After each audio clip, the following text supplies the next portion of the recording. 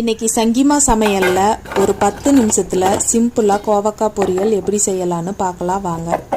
கோவக்காயை நல்லா வாஷ் பண்ணிட்டு 2 சைடும் நுனி பகுதியை வெட்டிட்டு இந்த மாதிரி ரவுண்டா கட் பண்ணிக்கலாம். இந்த மாதிரி ரொம்ப பழுத்த கோவக்காயை போடாதீங்க, டேஸ்ட் வராது.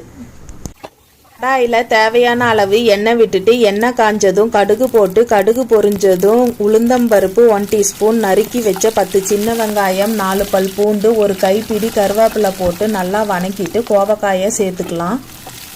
இப்போ கோவக்காயை வணக்கிட்டு மூடி வச்சிடலாம், கொஞ்சம் வேகட்டும். இப்போ லைட்டாக வெந்துருச்சு. இந்த ஸ்டேஜில் மஞ்சத்தூள் 1/2 ஸ்பூன், மிளகாய்த்தூள் 1 ஸ்பூன், மல்லித்தூள் 1 ஸ்பூன், கரம் மசாலா 1 ஸ்பூன், உப்பு சேர்த்து கலக்கி விட்டுக்கலாம். மூடி போட்டு அப்பப்போ வணக்கி எடுத்துக்கங்க. 10 நிமிஷத்தில் சூப்பரான கோவக்காய் பொரியல் ரெடி. இந்த பொரியல் சாம்பார், ரசம், காரக்குழம்புக்கு சூப்பராக இருக்கும். இந்த வீடியோ பிடிச்சிருந்தா லைக் பண்ணிட்டு ஷேர் பண்ணுங்க. Bye by.